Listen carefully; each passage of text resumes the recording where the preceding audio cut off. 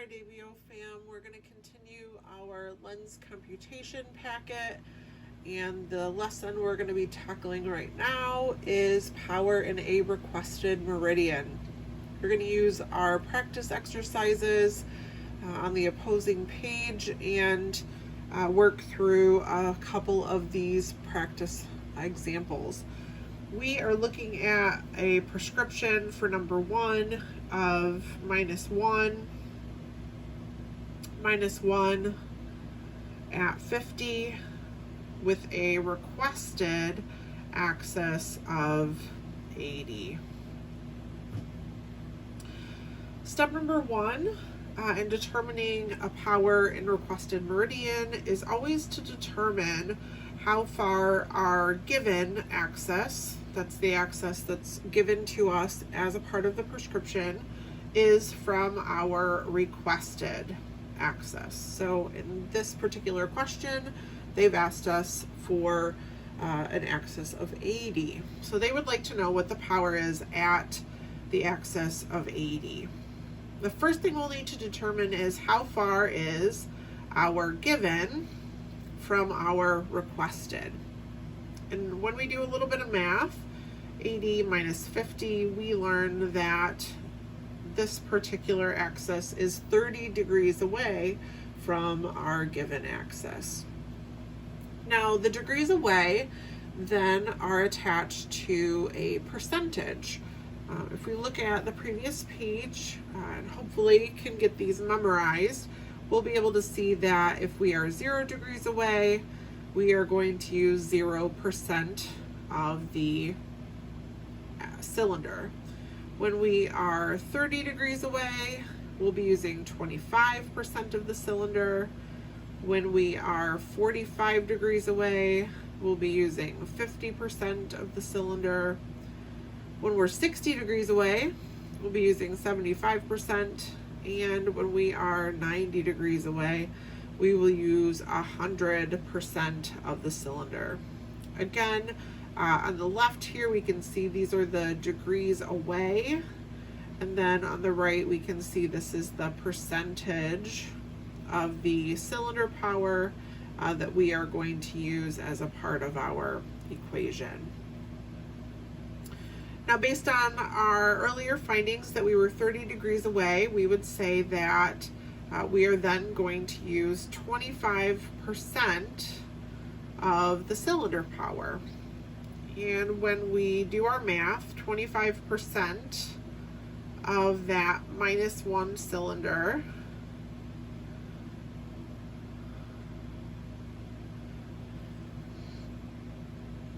is going to equal a -1/4. Now you can plug that into your calculator, of course. I might suggest that you do that just for reassurance. Even if you're really great at math in your head, we've got a big test to take here and we want to make sure that we're right. So we're going to pull that calculator out and just double check.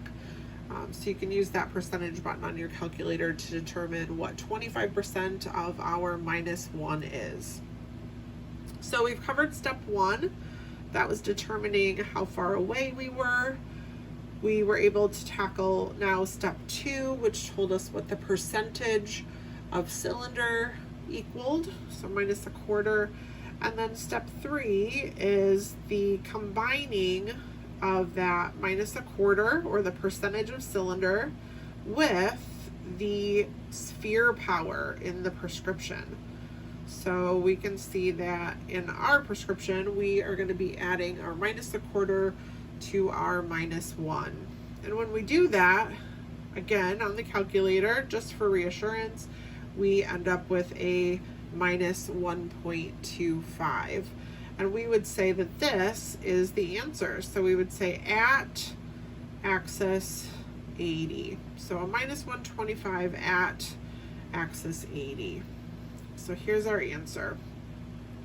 So step 1 again is to determine how far away our requested axis is from our given. Step 2 is determining what that percentage equals, so -1/4 in this case. And then step 3 is adding the percentage of cylinder to the sphere to determine our final answer.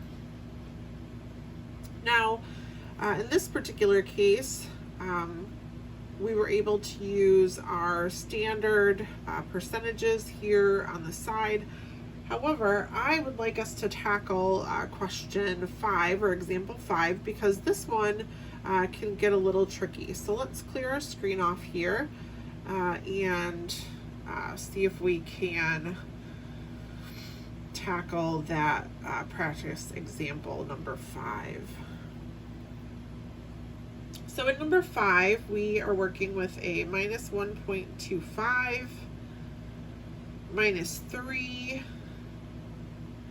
at the given axis of 165, and then they would like to know what the power is at 30. Now when we follow steps 1, when we figure out how far away 165 is from 30, we see that we are 135 degrees away. Well, if we look at our available choices over here at the side, 135 is well above 90, which is kind of the top number. So we need to look at this a little bit differently.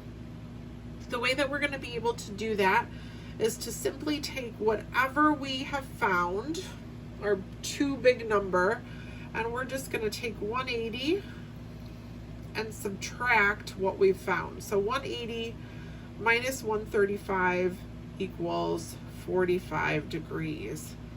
This then becomes the distance away from our given to our requested axis. And let me just kind of prove that to you actually. So if we look at a lens, lenses are circular and we divide them into those different meridians. We can see that here. So we've got 0, 90 here at the top, and 180 over here. Now the original given axis was 165, and we would find that about here, let's say. And then we were working towards 30, which we would find kind of way over here, right? But remember, we're working with a circle. So 30 doesn't just stop here at the middle, it actually goes all the way through.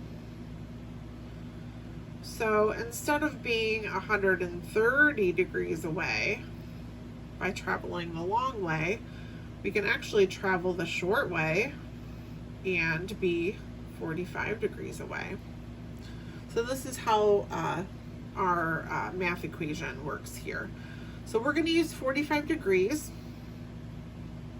as our degrees away. So 45 degrees away equals 50% of our cylinder. So 50% of, in this particular equation, so of our minus 3, so half of minus 3 on our calculator should bring us to an answer of minus 150. So this is the amount of cylinder that we'll be adding to the sphere. So we've got step 1, step 2, and now step 3. So we've got our minus 150 that we will be combining with our minus 1 1/4 sphere power. And when we add those two together, we end up with a minus 275. So minus 275 at the axis of 30. And here is our final answer. So don't let that big 135 number mess you up.